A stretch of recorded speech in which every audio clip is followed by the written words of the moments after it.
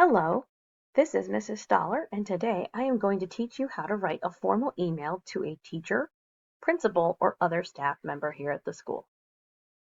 The first step is to open up your web browser. Your home screen should already be set on Microsoft Copilot. Next, find the word Apps on the left side of the screen. It should be last on the list. There you go, there's Apps. Click on Apps. Next, find where it says Outlook under Apps. Outlook is the email client we use at our school. So select that, and then it should open up another window, and that window should be Outlook.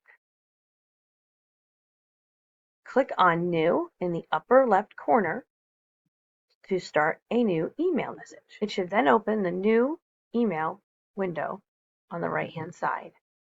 In the To field, you want to type your teacher's email. If you already know it or if you've already emailed them before, it will pop up. I'm going to email myself just to show you that in this demonstration. You can skip the CC field. You don't have to worry about the BCC field. Just whoever you're writing it to, make sure you have all their email addresses here. Then click on the line where it says Add a Subject. Type up a simple, short, and clear subject line that describes the purpose of the email. For example, if you were out sick, your subject line could say, Work I missed while absent. Or if you had a question about today's work in our lab, it could be a question about today's lab. Or if you need to submit assignment, Friday's assignment submission.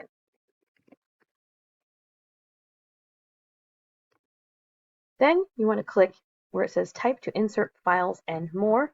This is the body of your email, and this is where you are going to write it almost like a formal letter. What you want to do is always start the body of your email with a greeting.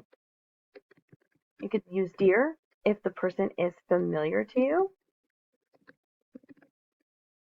You could also use Hello if you're not so familiar with them, or you could simply just write the name with a comma. Always put a comma after your greeting. Since I'm writing it to myself, I'll just keep Dear Ms. Stahler.